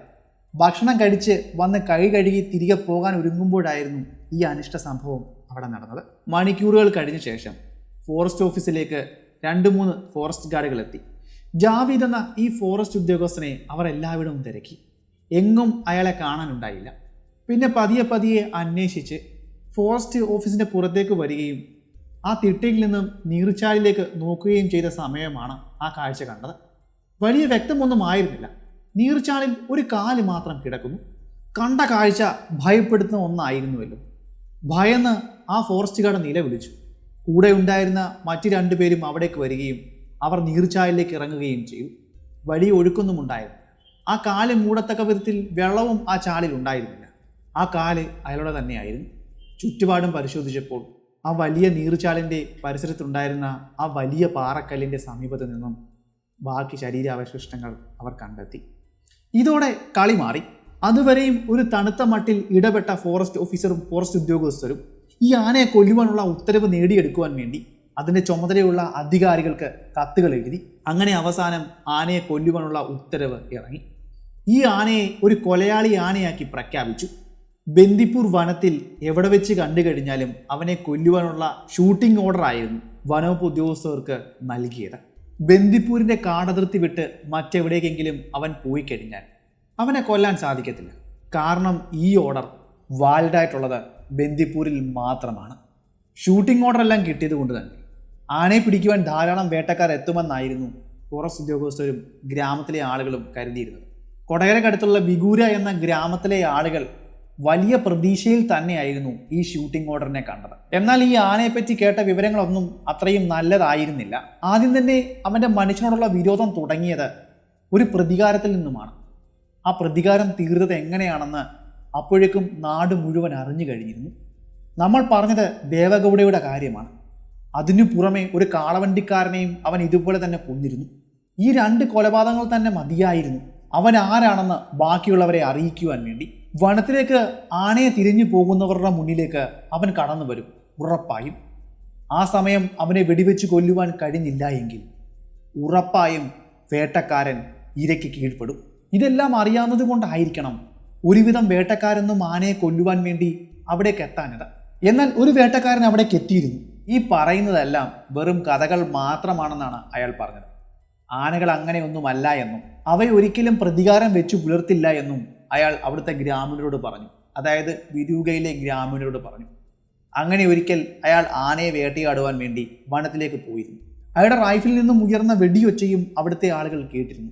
പിന്നെ മണിക്കൂറുകൾ കഴിഞ്ഞ് ഗ്രാമത്തിലേക്ക് തൻ്റെ തോക്കില്ലാതെ ഓടി വരുന്ന വേട്ടക്കാരനെയാണ് അവർ കാണുന്നത്. സംഭവിച്ചത് എന്താണെന്ന് അയാളോട് ചോദിച്ചു മനസ്സിലാക്കി. കാര്യം ഇതാണെന്ന് പറഞ്ഞു. ഇനിയും കൂടുതൽ സമയം ഈ ഗ്രാമത്തിൽ നിൽക്കാൻ ഞങ്ങൾ അനുവദിക്കില്ല എന്നും എത്രയും വേഗം നിങ്ങൾ ഇവിടുന്ന് പോകണമെന്നും ഗ്രാമത്തിലെ ആളുകൾ പറഞ്ഞു. നിങ്ങൾ ആനയെ വെടിവെച്ചുവെങ്കിൽ ആ വെടി അവന് കൊണ്ട് അവൻ മരിച്ചില്ല എങ്കിൽ ഉറപ്പായും പ്രതികാരത്തിന് അവൻ ഇവിടെ എത്തും, ഈ ഗ്രാമത്തിലെത്തും. അവൻ ഈ ഗ്രാമത്തെ നാശമാക്കും. ഇനിയും നിങ്ങൾ അല്പസമയം പോലും ഇവിടെ നിൽക്കരുത്. നിങ്ങൾക്കിനിയും ഈ ഗ്രാമം അഭയം നൽകുവാൻ ആഗ്രഹിക്കുന്നില്ല. ഇവിടെ നിന്ന് നിങ്ങളെ ഊരി വിലക്കുന്നു എന്ന് പറഞ്ഞ് ഗ്രാമത്തലവൻ അയാളെ അപ്പോൾ തന്നെ ഊരി വിലക്കി ഗ്രാമത്തിന്റെ വെളിയിലേക്ക് അയാളെ കൊണ്ടാക്കുകയും ചെയ്തു. പിന്നെ അയാൾ എങ്ങനെയൊക്കെയോ മറ്റേതോ ഒരു ഗ്രാമത്തിലേക്കും അവിടെ നിന്ന് തൻ്റെ ഗ്രാമത്തിലേക്കും മടങ്ങി. ഇത്രയും സംഭവങ്ങൾ കഴിഞ്ഞതോടെ ഒരാൾ പോലും ആനയെ കൊല്ലുവാൻ വേണ്ടി ആ ഗ്രാമത്തിലേക്ക് കടന്നു വരുവാൻ തയ്യാറായില്ല. ആനയുടെ ചിഹ്നം വിളികളും ചൂരും രാത്രിയിലെ നിത്യ സംഭവമായി മാറി. ഇങ്ങനെയിരിക്കുന്ന ഈ സമയത്താണ് ഈ ആനയെപ്പറ്റി കൂടുതൽ വിവരങ്ങൾ അറിഞ്ഞുകൊണ്ട് ആനമലത്തമ്പി ഈ കഥയിലേക്ക് കടന്നു വരുന്നത്. ബന്ദിപ്പൂരിൻ്റെ സമീപ പ്രദേശങ്ങളിലുള്ള പല ഗ്രാമങ്ങളിലും മനുഷ്യന് വിനാശം തീർക്കുന്ന നരഭോജികളായ കടുവകളെയും പുലികളെയും ആനകളെയും കൊല്ലുവാൻ വേണ്ടി പലപ്പോഴും ആനമലത്തമ്പി വന്നിട്ടുണ്ട്. എന്നാൽ ഈ ആന അത്യധികം അപകടകാരിയായ ഒരു ആനയായിരുന്നു. അന്നത്തെ പത്രങ്ങളിലെ വാർത്തയും പിന്നെ തമ്പിയുടെ ചില സുഹൃത്തുക്കളും വഴിയാണ് ഈ ആനയെപ്പറ്റിയുള്ള കൂടുതൽ വിവരങ്ങൾ അറിയുവാൻ സാധിച്ചത്. കേട്ടപ്പോൾ തന്നെ ഒരു വിചിത്രമായ ആനയാണ് ഇതെന്ന് തോന്നുകയും സംഭവം നടന്ന സ്ഥലത്തേക്ക് കടന്നു വരികയുമായിരുന്നു ചെയ്തത്. തൻ്റെ വിഞ്ചസ്റ്റർ 405 എടുത്തുകൊണ്ട് വിരൂക എന്ന ഗ്രാമത്തിലേക്ക് അയാൾ പ്രവേശിച്ചു. ഞാൻ അവിടേക്ക് എത്തിയപ്പോൾ സമയം ഏകദേശം ഉച്ചയായി കഴിഞ്ഞിരുന്നു. ഗ്രാമത്തിൽ വലിയ തിരക്കുകളോ കാര്യങ്ങളോ ഒന്നും ഉണ്ടായിരുന്നില്ല. വിജനമായ പ്രദേശങ്ങളായിരുന്നു. അവിടെ ഉണ്ടായിരുന്ന ഒരു ഗ്രാമീണനോട് ഇവിടുത്തെ ഗ്രാമത്തലവൻ്റെ വീട് എവിടെയാണെന്ന് ചോദിച്ചു. അയാളുടെ സഹായത്തോടെ ഗ്രാമത്തലവൻ്റെ വീട്ടിലേക്ക് പോകുവാനും കഴിഞ്ഞു. ഞാൻ എൻ്റെ തോളിൽ തൂക്കിയിട്ടിരുന്ന റൈഫിൽ കണ്ടുകൊണ്ട് ഞാനൊരു വേട്ടക്കാരനാണെന്ന് ഒറ്റ നോട്ടത്തിൽ തന്നെ എൻ്റെ കൂടെ വന്നവന് മനസ്സിലായി. അതുകൊണ്ട് തന്നെ വലിയ സന്തോഷത്തിലായിരുന്നു എന്നെ ആ ഗ്രാമത്തിൻ്റെ തലവൻ്റെ വീട്ടിലേക്ക്, അതായത് ഗ്രാമത്തലവൻ്റെ വീട്ടിലേക്ക് കൊണ്ടുപോയത്. അന്ന് വൈകുന്നേരം തന്നെ ഒരു വലിയ നാട്ടുകൂട്ടം ഗ്രാമത്തലവൻ്റെ നേതൃത്വത്തിൽ വിളിച്ചു കൂട്ടുകയും എന്നെ അവർക്കെല്ലാം പരിചയപ്പെടുത്തി കൊടുക്കുകയും ചെയ്തു. വിരൂക എന്ന ഗ്രാമത്തിലെ പലർക്കും എന്നെ ഇതിനു മുന്നേ അറിയാമായിരുന്നു. എൻ്റെ പേര് പറഞ്ഞപ്പോൾ തന്നെ ഞാൻ ആരാണെന്ന് അവർക്ക് മനസ്സിലായിരുന്നു. ഇതിനു മുന്നേയും എൻ്റെ പല വീരസാഹസിക കഥകളും അവർ കേട്ടിരിക്കാം. പിന്നീട് ഞാൻ പോയത് ഫോറസ്റ്റ് ഓഫീസിലേക്കായിരുന്നു. ആനയെ കൊല്ലുവാനുള്ള ഷൂട്ടിംഗ് ഓർഡർ കൈപ്പറ്റണം. അതിനുശേഷം മാത്രമേ ആനയെ കൊല്ലുവാൻ സാധിക്കുകയുള്ളൂ. ഫോറസ്റ്റ് ഓഫീസിലേക്ക് ചെല്ലുകയും ഫോറസ്റ്റ് ഉദ്യോഗസ്ഥരുമായി സംസാരിക്കുകയും ചെയ്തു. അങ്ങനെ അവരുടെ സഹായത്തോടെ അടുത്തുണ്ടായിരുന്ന ഒരു ഫോറസ്റ്റ് ബംഗ്ലാവിൽ എനിക്കുള്ള താമസ സൗകര്യം അവർ ഒരുക്കി. അന്നത്തെ രാത്രിയിൽ അവിടെ കഴിയാമെന്നും പിറ്റേന്ന് കാലത്തെ തന്നെ ആനയെ തിരഞ്ഞുകൊണ്ട് തിരച്ചിൽ നടത്താമെന്നും ഞാൻ തീരുമാനമെടുത്തു. ആനയെപ്പറ്റി ഗ്രാമത്തിലെ ആളുകൾ പറഞ്ഞ കഥകൾ മാത്രമേ എനിക്കറിയുകയുള്ളൂ. അതിനകത്ത് സത്യസന്ധമായ കാര്യങ്ങൾ എത്രയുണ്ടെന്ന് എനിക്കറിയില്ല. പലരും ആനയുടെ കൊലപാതകങ്ങളൊന്നും നേരിട്ട് കണ്ടിട്ടില്ല. അവർ സാഹചര്യ തെളിവുകൾ വെച്ച് കണ്ടെത്തിയ അടയാളങ്ങളിൽ നിന്നുമെല്ലാം ഊഹിച്ചെടുത്ത കഥകളാണ് ഇതുവരെയും എന്നോട് പറഞ്ഞത്. ആനയെ നേരിട്ട് കണ്ട് അതിന് നേരെ നിറയൊഴിച്ചത് ഒരാൾ മാത്രമാണ്. ഇവർ പറഞ്ഞതനുസരിച്ച് മുന്നേ ഇവിടേക്ക് എത്തിയ ഒരു വേട്ടക്കാരൻ. അയാളെ കണ്ടെത്തണം. അയാളുടെ കാര്യങ്ങൾ വിശദമായി ചോദിക്കണം. എങ്ങനെയാണ് അയാൾ കുഞ്ഞം പിഴച്ചതെന്നറിയണം. എങ്ങനെയാണ് അയാൾ ഭയന്ന് വിറച്ചുകൊണ്ട് ഈ ഗ്രാമത്തിലേക്ക് ഓടിയെത്തിയെന്നറിയണം. അയാളുടെ തോക്ക് എവിടെയാണ് നഷ്ടപ്പെട്ടതെന്നറിയണം. ഇതെല്ലാം ചിന്തിച്ചുകൊണ്ട് അന്നത്തെ രാത്രിയിൽ ഞാൻ കഴിച്ചുകൂട്ടി. പിറ്റേന്ന് കാലത്തെ തന്നെ ഞാൻ ഗ്രാമത്തിലേക്ക് പോകുകയും, അതായത് വിരൂക എന്ന ഗ്രാമത്തിലേക്ക് പോകുകയും അവിടുത്തെ ഗ്രാമത്തലവനോട് സംസാരിക്കുകയും ചെയ്തു. മുന്നേ ഇവിടേക്ക് വന്ന ആ ശിക്കാരി അയാൾ എവിടുത്തുകാരനാണെന്നും അയാളെ കണ്ടുപിടിക്കുവാൻ എന്തെങ്കിലും മാർഗമുണ്ടോ എന്നും ഞാൻ തിരക്കി. അദ്ദേഹം എന്നോട് പറഞ്ഞത് സോലഗിര എന്ന ഗ്രാമത്തിൽ നിന്നും വന്ന ഒരു തദ്ദേശികനായ ശിക്കാരിയായിരുന്നു അയാൾ. എവിടെ നിന്നും ഏകദേശം 10-15 മൈലുകൾക്ക് അപ്പുറമാണ് ആ ഗ്രാമമുള്ളത്. അവിടേക്ക് പോയി അന്വേഷിച്ച് തിരികെ വരാൻ ഒരുപാട് സമയമെടുക്കും. അതിനെപ്പറ്റി അറിഞ്ഞെങ്കിൽ മാത്രമേ ഇനി മുന്നിലേക്ക് പോകാൻ പറ്റുകയുള്ളൂ എന്ന് ഞാൻ ഗ്രാമത്തലവനോട് പറഞ്ഞു. ഒരു കാളവണ്ടിക്കാരനെയും കാളവണ്ടിയെയും സംഘടിപ്പിക്കുവാൻ കഴിയുമോ എന്ന് ഞാൻ ഗ്രാമത്തലവനോട് ചോദിച്ചു. നോക്കാമെന്ന് അയാൾ പറഞ്ഞു. ഉച്ചയായപ്പോഴേക്കും ഫോറസ്റ്റ് ബംഗ്ലാവിൻ്റെ മുന്നിൽ കാളവണ്ടിയും കാളവണ്ടിക്കാരനും പിന്നെ ഗ്രാമത്തലവനും എത്തി. അയാൾ എന്നെ വിളിക്കുകയും കാളവണ്ടിക്കാരനെയും കാളവണ്ടിയും എനിക്ക് വിട്ട് നൽകുകയും ചെയ്തു. അയാൾ അവിടെ നിന്നും തിരികെ കാൽനടയായി ഗ്രാമത്തിലേക്ക് പോവുകയും ചെയ്തു. പിന്നെ ഒട്ടും താമസിച്ചില്ല. ഞാൻ റൈഫിലും എടുത്തുകൊണ്ട് സോലഗര എന്ന ഗ്രാമത്തിലേക്ക് പിറ്റേന്ന് രാവിലെ ആയതോടെയാണ് സോലഗര എന്ന ഗ്രാമത്തിൽ ഞങ്ങൾ എത്തിച്ചേർന്നത്. അവിടേക്കെത്തിയ ആ ശിക്കാരിയുടെ വീട് കണ്ടെത്തുവാൻ നന്നേ പാടുപെട്ടു. അല്പം പാടുപെട്ടായാലും ഞങ്ങൾ അയാളെ കണ്ടെത്തി. അയാളുടെ കൈവശം ഇപ്പോൾ റൈഫിലില്ല. അയാൾ അതീവ ദുഃഖിതനാണ്. രംബോഡ എന്നായിരുന്നു അയാളുടെ പേര്. ഞാൻ അയാളുടെ കാര്യങ്ങൾ തിരക്കി. അവിടെ ഉണ്ടായത് എന്താണെന്ന് വള്ളിപുള്ളി തെറ്റാതെ അയാൾ എന്നോട് പറഞ്ഞു. ആനയുടെ കാലടയാളങ്ങൾ പിന്തുടർന്നുകൊണ്ട് ഞാൻ വനത്തിലൂടെ നടന്നു. എനിക്കറിയാമായിരുന്നു അവൻ ഏത് നിമിഷവും എൻ്റെ മുന്നിലേക്ക് വരുമെന്ന്. എന്നാൽ അവൻ്റെ കാലടയാളം പിന്തുടർന്ന് പോയ ഞാൻ വീണ്ടും വീണ്ടും വന്ന വഴിയിലൂടെ തന്നെയാണ് പലപ്പോഴും യാത്ര ചെയ്തതെന്ന് ഞാൻ മനസ്സിലാക്കി. ഇതൊരു കെണിയാണെന്ന് എനിക്കറിയാം. എന്നാൽ ഈ കെണിയിൽ എവിടെയെങ്കിലും ആയിരിക്കാം ആ രാക്ഷസൻ ഒളിച്ചിരിക്കുക എന്നും എനിക്കറിയാം. അല്പം ഈർപ്പമേറിയ പ്രദേശമാണ്. മുളങ്കാടുകളും ഇടതൂർന്ന വൃക്ഷങ്ങളും അവിടെ കണ്ടു. അവിടെ വളരെ വ്യക്തമായി ആനയുടെ കാലടയാളങ്ങളും. അങ്ങനെ ഏകദേശം 2 വട്ടം ഞാൻ വന്ന ട്രാക്കിലൂടെ തന്നെ സഞ്ചരിച്ച് വീണ്ടും അവിടെ തന്നെ വന്നെത്തി. ആനയെ കണ്ടെത്താൻ കഴിഞ്ഞില്ല. ഞാൻ കണ്ടെത്തിയ ഈ ആനയുടെ ട്രാക്കുകൾക്ക് ഒരു തുടക്കവും ഒരു അവസാനവും ഉണ്ടായിരിക്കുകയില്ലേ എന്ന് പോലും ഞാൻ ചിന്തിച്ച സമയം. അങ്ങനെ മുന്നിലേക്ക് നടന്ന് നീങ്ങുമ്പോഴാണ് അപ്രതീക്ഷിതമായി ആന എൻ്റെ പിന്നിലൂടെ ചിഹ്നം വിളിച്ചുകൊണ്ട് എന്നെ ചാർജ് ചെയ്തത്. പിന്നെ ഓടുകയല്ലാതെ മറ്റൊരു മാർഗം എൻ്റെ മുന്നിൽ ഉണ്ടായിരുന്നില്ല. കുറച്ചു ദൂരം ഞാൻ ഓടി, എൻ്റെ പുറകെ ആനയും. പിന്നീട് ഞാൻ എപ്പോഴോ അവനെ വിരട്ടി ഓടിക്കുവാൻ വേണ്ടി തിരിഞ്ഞു നിന്ന് വെടിയുതിർത്തു. കൊടുന്നനെ ആനയൊന്ന് നിൽക്കുകയും ഞാൻ തിരിഞ്ഞു നിന്ന് വീണ്ടും ഓടുകയും ചെയ്തു. ഓടുന്ന കൂട്ടത്തിൽ ഒരു മരത്തിൽ തട്ടി എൻ്റെ റൈഫിൾ നിലത്തേക്ക് വീണു. ഞാൻ തിരിഞ്ഞു നിന്ന് റൈഫിൾ എടുക്കുവാൻ തുനിഞ്ഞില്ല. ഞാൻ വളരെ വേഗം ആ കാട് വിട്ട് ഓടി ഗ്രാമത്തിലേക്ക് വരികയായിരുന്നു ചെയ്തത്. ഇത് ഇത്രയുമാണ് അന്ന് അവിടെ നടന്നത്. അയാൾ പറഞ്ഞ കഥയിൽ നിന്നും എനിക്കൊരു കാര്യം ബോധ്യപ്പെട്ടു. ആന തികഞ്ഞ തന്ത്രശാലിയാണ്. ട്രാക്കുകളെ മറച്ചു വയ്ക്കുന്നതിൽ അവൻ അഗ്രഗണ്യനാണ്. എന്തായാലും ഇതോടെ ഒരു കാര്യം മനസ്സിലായി. അവനെ ട്രാക്ക് ചെയ്തുകൊണ്ട് ശിക്കാരികൾ അവൻ്റെ തൊട്ടു പിന്നാലെ ഉണ്ട് എന്ന് അവനറിയാം കൃത്യമായി തന്നെ. എനിക്ക് വേണ്ട വിവരങ്ങൾ മൊത്തവും അവനിൽ നിന്നും ചോദിച്ചു മനസ്സിലാക്കി. 10 മണിയായതോടെ ഞാൻ അവിടെ നിന്നും തിരികെ ഫോറസ്റ്റ് ബംഗ്ലാവിലേക്ക് പുറപ്പെട്ടു. വൈകുന്നേരം ആയപ്പോഴേക്കും ഫോറസ്റ്റ് ബംഗ്ലാവിൽ എത്തിച്ചേർന്നു. ഞാൻ അവിടെ എത്തിച്ചേരുമ്പോൾ എന്നെ കാത്ത് കുറച്ച് പേർ അവിടെ നിൽക്കുന്നുണ്ടായിരുന്നു. ഞാൻ കാളവണ്ടിയിൽ നിന്നും ഇറങ്ങി അവരുടെ കാര്യം തിരക്കി. തലേന്ന് രാത്രിയിൽ ആ കാട്ടാന ഗ്രാമത്തെ നേരിട്ട് ആക്രമിച്ചു എന്നായിരുന്നു അയാൾക്ക് പറയുവാനുണ്ടായിരുന്നത്. 3-4 വീടുകൾ അവൻ തകർത്തു. രാധ എന്ന ഒരു സ്ത്രീയെ അവൻ കൊലപ്പെടുത്തി. നേരം പുലരുവോളം അവൻ്റെ ആക്രമണ പരമ്പരകൾ ആ ഗ്രാമത്തിൽ അരങ്ങേറിയെന്ന് പറഞ്ഞു. ഇതിനു മുന്നേ എല്ലാം അവൻ ഗ്രാമത്തിലേക്ക് കടന്നു വരുമായിരുന്നുവെങ്കിലും അവൻ ആളുകളെയോ വീടുകളോ ഒന്നും തകർത്തിരുന്നില്ല. അവിടെ ഭയാനകമായ ഒരു അന്തരീക്ഷം തീർക്കുക മാത്രമായിരുന്നു ചെയ്തത്. എന്നാൽ ഇപ്പോൾ അവൻ വീടുകൾ തകർക്കുവാനും ആളുകളെ കൊല്ലുവാനും തുടങ്ങിയിരിക്കുന്നു.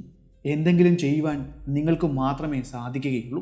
ഫോറസ്റ്റ് ബംഗ്ലാവിലെ സഹായിയോട് ഞാൻ ഇനിയും ഇവിടെ നിന്ന് പോകുകയാണ്, ഇനിയും വരിക എന്ന ഗ്രാമത്തിലായിരിക്കും ഞാൻ നിൽക്കാൻ പോകുന്നതെന്നും പറഞ്ഞു. ഞാൻ എൻ്റെ സാധനങ്ങളും എല്ലാം എടുത്തുകൊണ്ട് ആ ഗ്രാമീണരോടൊപ്പം ആ ഗ്രാമത്തിലേക്ക് പോയി. അവർ എനിക്ക് താമസിക്കാനുള്ള എല്ലാ സൗകര്യങ്ങളും അവിടെ ഒരുക്കി തന്നു.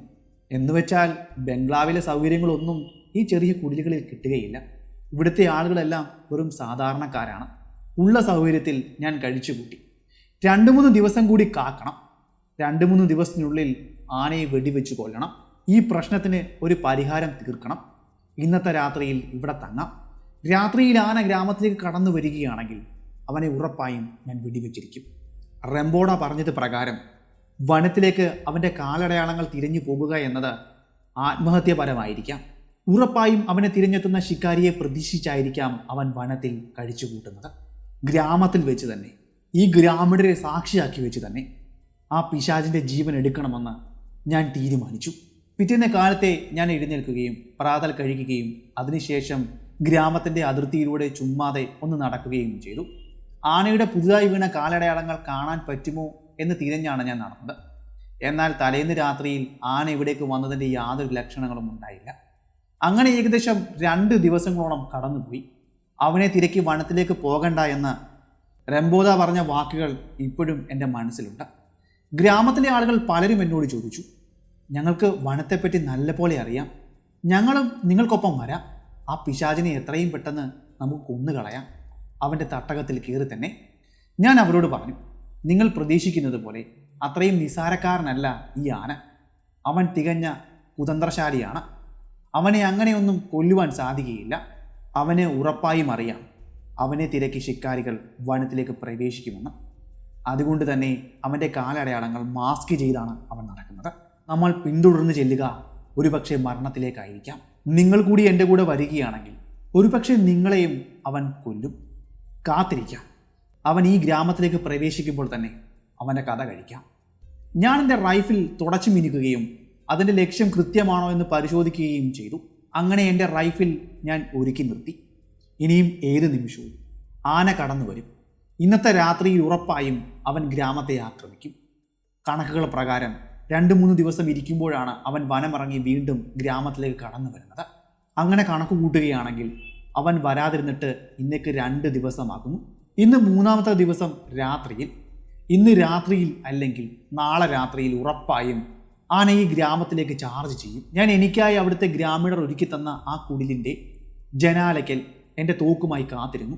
ജനാലയ്ക്കുള്ളിലൂടെ പുറത്തേക്ക് നിരീക്ഷിച്ചു. നല്ല നിലാവുള്ള രാത്രിയായിരുന്നു. അരണ്ട വെളിച്ചത്തിൽ ചുറ്റുപാടുമുള്ള പ്രദേശങ്ങൾ കാണുവാൻ സാധിക്കും. അങ്ങനെ ഞാൻ ഉറങ്ങാതെ ആനയ്ക്ക് വേണ്ടി അന്നത്തെ ദിവസം കാത്തിരുന്നു. അന്ന് രാത്രിയിൽ അവൻ വന്നിരുന്നില്ല. തലേന്ന് രാത്രിയിലത്തെ ഉറക്കക്ഷീണം എന്നെ രാവിലെ മുഴുവൻ കടന്നുറങ്ങുവാൻ പ്രേരിപ്പിച്ചു. ഉച്ച കഴിഞ്ഞാണ് ഞാൻ എഴുന്നേറ്റത്. എനിക്കുള്ള ആഹാരം ഗ്രാമത്തിലെ ആളുകൾ കൊണ്ടുതന്നു. ഞാൻ അതും കഴിച്ചുകൊണ്ട് ഞാൻ അവിടെ തന്നെ കഴിച്ചുകൂട്ടി. വൈകുന്നേരമായപ്പോഴേക്കും ഗ്രാമത്തലവൻ എന്നെ കാണുവാൻ വേണ്ടി ഗ്രാമത്തിലേക്ക് എത്തി. അയാളും എന്നോട് പറഞ്ഞത് ഇത് തന്നെയാണ്. ഇന്നത്തെ ദിവസം അവൻ വരും, ഞങ്ങൾക്കുറപ്പാണ്. ഭീതിതമായ ഒരു അന്തരീക്ഷം അവൻ സൃഷ്ടിക്കും. ഒരു പക്ഷേ അവൻ കുടിലുകളെ ആക്രമിക്കും. ഞങ്ങളിൽ ആരെങ്കിലുമൊക്കെ എന്നും മരണപ്പെടും. ഞങ്ങളെ രക്ഷിക്കുവാൻ നിങ്ങൾക്കാകുമോ? ഈ ചോദ്യമായിരുന്നു അയാൾ ഞങ്ങളോട് ചോദിച്ചത്. നിങ്ങൾ ധൈര്യമായിട്ടിരി, ഞാൻ എൻ്റെ ജീവൻ നൽകിയും നിങ്ങളെ രക്ഷിക്കും എന്ന് മാത്രമേ എനിക്ക് പറയാൻ കഴിയുകയുള്ളൂ. ഇന്ന് രാത്രിയിൽ അവൻ വരികയാണെങ്കിൽ ഉറപ്പായും അവൻ പിന്നീട് ഈ ഗ്രാമത്തിന് പുറത്തേക്ക് പോവുകയില്ല. അർദ്ധരാത്രി ആയപ്പോഴേക്കും ഞാനിത് വ്യക്തമായി തന്നെ കേട്ടു. ആ ചൂര് നല്ലപോലെ അനുഭവിച്ചറിയുവാൻ സാധിച്ചു. ഞാൻ പതിയെ എൻ്റെ കടക്കയിൽ നിന്നും എഴുന്നേറ്റു. റൈഫിൽ കയ്യിലെടുത്തു. ആ ജനാലയ്ക്കരികിലേക്ക് വന്നു നിന്നു. പുറത്തേക്ക് നോക്കി. ഒന്നും കാണുവാൻ കഴിഞ്ഞില്ല. എന്നാൽ ആനയുടെ ചൂര് നല്ലപോലെ ലഭിക്കുന്നുമുണ്ട്. ഞാൻ പതിയെ ആ ജനാലയ്ക്കുള്ളിലൂടെ എൻ്റെ റൈഫിലിൻ്റെ കുഴൽ പുറത്തേക്കിട്ടു. പതിയെ അവനെ വെടിവെക്കുവാൻ തയ്യാറായി അങ്ങനെ നിന്നു. ഇനിയും ഏത് നിമിഷവും ഞാനിരിക്കുന്ന ഈ കുടിലിൻ്റെ മുന്നിലൂടെ അവൻ കടന്നു പോകും. അങ്ങനെ പോകുകയാണെങ്കിൽ അവസരം പാഴാക്കരുതെന്നും അവനെ വെടിവെച്ചിടണമെന്നും ഞാൻ തീരുമാനിച്ചു. അങ്ങനെ ഞാൻ കാത്തിരുന്നു. എൻ്റെ കാത്തിരിപ്പിന് വിരാമം ഇട്ടുകൊണ്ട് തന്നെ ആനയെ അങ്ങ് ദൂരെ ഞാനിരിക്കുന്നതിലും ഏകദേശം 10 അടി അകലത്തിൽ കണ്ടു. അവനിപ്പോൾ നിൽക്കുന്നത് ഒരു കുടിലിൻ്റെ അരികിലാണ്. അരണ്ട വെളിച്ചത്തിൽ അവൻ്റെ പിൻഭാഗം മാത്രമേ എനിക്ക് കാണുവാൻ സാധിക്കുന്നുള്ളൂ. അത് പിൻഭാഗമാണെന്ന് ഞാൻ ഉറപ്പിച്ചത്. അവൻ അങ്ങോട്ട് തിരിയുന്നത് ഞാൻ കണ്ടിരുന്നു. അവൻ്റെ നീളമേറിയ കൊമ്പുകൾ അത് എനിക്ക് മുഖാമുഖം വരുന്നത് കാത്താണ് ഞാനിരിക്കുന്നത്. എൻ്റെ റൈഫിൽ ജനലിന് വെളിയിലൂടെ പുറത്തേക്ക് നീട്ടിവെച്ചു. സപ്പോർട്ട് ചെയ്ത് എൻ്റെ തോളിലേക്ക് ഉയർത്തി വെച്ചു. ഇനിയും ഏത് നിമിഷവും കാഞ്ചി വലിക്കുവാൻ ഞാൻ തയ്യാറായി. കുറച്ചു സമയം ആ വലിയ ആന ഒരു പാറക്കല്ല് പോലെ അനങ്ങാതെ ആ കുടിലിൻ്റെ അരികിൽ അങ്ങനെ നിന്നു. അതിനുശേഷം അവിടെ നിന്ന് തിരിയുകയും എൻ്റെ കുടിലിൻ്റെ അരികിലേക്ക് നടന്നു വരികയും ചെയ്തു. എൻ്റെ റൈഫിൽ ഇപ്പോൾ ചൂണ്ടി വെച്ചിരിക്കുന്നത് അവൻ്റെ മസ്തകത്തിൻ്റെ നേരെ തന്നെയാണ്. അവൻ എൻ്റെ റൈഫിലിൻ്റെ അരികിലേക്ക് അടുക്കും തോറും അതിൻ്റെ പ്രഹരശേഷിയും കൂടിക്കൊണ്ടിരിക്കും. അവൻ എപ്പോഴാണോ എൻ്റെ റൈഫിലിൻ്റെ മുഖാമുഖം വന്നത്, അതായത് എൻ്റെ കുടിലിൻ്റെ തൊട്ടരികിൽ വന്നത്, അപ്പോൾ എൻ്റെ റൈഫിൽ ശബ്ദിച്ചു. എൻ്റെ വിഞ്ചസ്റ്റർ 405 നിന്നും പാഞ്ഞ തിര അവൻ്റെ മസ്തകത്തെ അടിച്ചു. അത് തുളച്ചുകൊണ്ട് അവൻ്റെ തലച്ചോറിലേക്ക് അത് കടന്നു കാണണം. അവൻ ആളിനെ പോലെ ഒന്ന് വിറയ്ക്കുകയും വലത്തേക്ക് ചരിഞ്ഞു വീഴുകയും ചെയ്തു. അവൻ്റെ വീഴ്ചയിൽ ഞാനിരുന്ന കുടിലുൾപ്പെടെ ഒന്ന് കുലുങ്ങിയതുപോലെ തോന്നി. ഒരു കൺഫേം ഷോട്ട് കൂടി ഞാൻ വായിച്ചു. അതും അവൻ്റെ തലയിലേക്ക് തന്നെയായിരുന്നു. അതോടെ ഞാൻ അവൻ്റെ മരണം ഉറപ്പിച്ചു. ഞാൻ കുടിലിന് പുറത്തേക്ക് ഇറങ്ങിയപ്പോൾ തന്നെ തീപ്പന്തം കത്തിച്ചുകൊണ്ട് ഗ്രാമത്തിലെ ആളുകളെല്ലാം തന്നെ ആനയുടെ അരികിലേക്ക് എത്തിക്കഴിഞ്ഞിരുന്നു. ആ രാത്രിയിലും ആ ഭയാനകമായ രൂപം പേടിപ്പെടുത്തുന്ന ഒന്ന് തന്നെയായിരുന്നു. നേരം പുലർന്നു കഴിഞ്ഞപ്പോൾ വളരെ വ്യക്തമായി തന്നെ ഞാൻ ആനയുടെ ശരീരം പരിശോധിച്ചു. അവൻ്റെ മുൻകാലുകളിൽ വലിയ വ്രണങ്ങളും അതിൽ നിന്നും ഞൊരയ്ക്കുന്ന പുഴുക്കളെയും കാണാൻ സാധിച്ചു. ഒരു പക്ഷേ ആ വേദനയിലായിരിക്കാം അവന് മനുഷ്യനോട് ഇത്രയും വിരോധം തോന്നുന്നത്.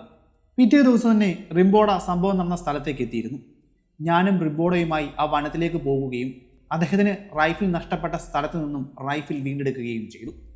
റിംബോഡയ്ക്ക് വലിയ സന്തോഷമായി. വനത്തിൽ നിന്നും തിരികെ നടന്നു വരുന്ന സമയത്താണ് എൻ്റെ കണ്ണിൽ അത് പെട്ടത്. അവിടെ ഉണ്ടായിരുന്ന ഒരു ചെറിയ ജലസംഭരണിയായിരുന്നു അത്. അതിൻ്റെ അരികിലേക്ക് നടന്നു ചെന്ന എനിക്ക് കാണുവാൻ സാധിച്ചത് ആനയുടെ ധാരാളം കാലടയാളങ്ങളായിരുന്നു. ആ കുളത്തിലേക്ക് ഇറങ്ങിയതിൻ്റെയും കടന്നതിൻ്റെയും എല്ലാം അടയാളങ്ങൾ. അവൻ്റെ കാലിലെ വേദന മാറ്റുവാൻ വേണ്ടി ചിലപ്പോൾ ദിവസങ്ങളോളം തന്നെ അവൻ ഈ കുളത്തിലായിരിക്കാം ചെലവഴിച്ചത്. ഇതിൽ കിടക്കുന്നത് കൊണ്ടായിരിക്കാം അവൻ 2-3 ദിവസം എടുത്തുകൊണ്ട് ഗ്രാമത്തിലേക്ക് കടന്നു വരുന്നത് ആക്രമിക്കുവാൻ. അവൻ്റെ ആ നരകതുല്യമായ ആ വേദന സമ്മാനിച്ച മനുഷ്യരോടുള്ള പക വീട്ടുവാൻ വേണ്ടി. ഗ്രാമത്തിലേക്ക് മടങ്ങിയെത്തിയ എനിക്ക് അവിടുത്തെ ഗ്രാമീണർ സമ്മാനമായി നൽകിയത് ആനയുടെ ആ വലിയ ഊരിയ കൊമ്പുകളായിരുന്നു. അതുപോലെ തന്നെ അവനെ കൊല്ലുന്നതിനുള്ള ഇനാമും എനിക്ക് നൽകി. ഞാൻ ആ ഇനാമ് നൽകിയത് ദേവഗൗഡയുടെ കുടുംബത്തിനായിരുന്നു. പിന്നെ എനിക്ക് കിട്ടിയ ആ കൊമ്പുകളുമായി ഞാൻ പതിയെ ആനമലയിലെ ഞങ്ങളുടെ ബംഗ്ലാവിലേക്ക് മടങ്ങി. നമ്മുടെ ഇന്നത്തെ കഥ ഇവിടം കൊണ്ട് അവസാനിക്കുകയാണ്. ഞാൻ ഇന്ന് പറഞ്ഞ ഈ കഥ നിങ്ങൾക്ക് ഇഷ്ടമായെങ്കിൽ ചാനൽ സബ്സ്ക്രൈബ് ചെയ്യുന്ന കാര്യമൊന്ന് പരിഗണിക്കുക. അതുപോലെ നിങ്ങളുടെ ഇഷ്ടം കമൻറ്റിലൂടെയും ലൈക്കിലൂടെയും അറിയിക്കുക. അപ്പോൾ പുതിയൊരു വീഡിയോ ഞാൻ അടുത്ത ദിവസം വരുന്നതായിരിക്കും. അതുവരെ ഗുഡ് ബൈ.